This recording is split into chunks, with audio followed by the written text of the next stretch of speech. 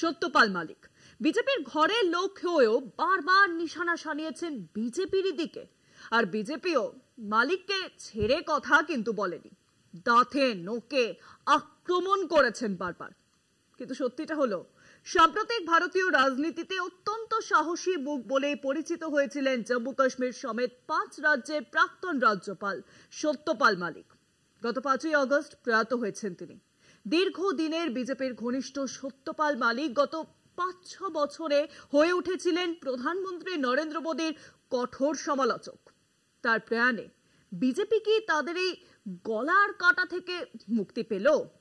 মনে হয় না, কারণ তিনি সবকিছুই লিখে রেখে গিয়েছেন। সেই পাণ্ডুলিপি কি প্রকাশ পাবে?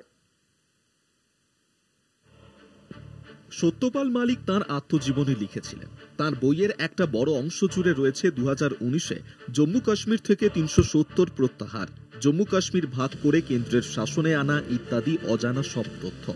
কি আছে সত্যপাল মালিকের বইয়ে? সত্যপালের প্রয়াণের পর তাঁর অতি ঘনিষ্ঠ এবং বিশ্বস্ত এক ব্যক্তি সংবাদ মাধ্যমকে বলেছেন, বই লেখার কাজ প্রায় শেষ।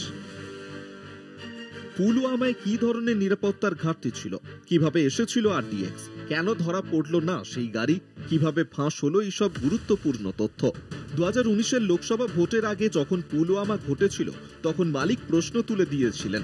তিনি বলেছিলেন, যদি নিয়ম মেনে বিমানে ভারতীয় CRPF জওয়ানদের নিয়ে যাওয়া হতো তাহলে 40 জন জওয়ানকে হারাতে হতো না।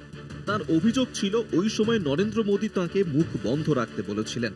এক সংবাদপত্রের প্রতিবেদন অনুযায়ী যে ব্যক্তির কাছে মালিক তাঁর পাণ্ডুলিপি রেখে গিয়েছেন তিনি ভয় পাচ্ছেন, কারণ জানাজানি হলে তাঁর বাড়িতে রেড হতে পারে। তাই তিনি এখনই এই নিয়ে বেশি কিছু বলতে চান না।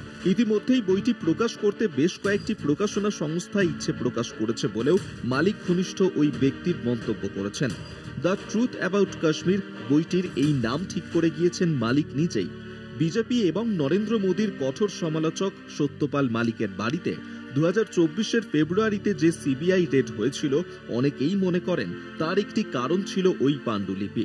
প্রায় 200 পাতার ওই অসমাপ্ত এবং গোপন পাণ্ডুলিপি এখন প্রকাশের অপেক্ষায়। কলকাতা টিভি।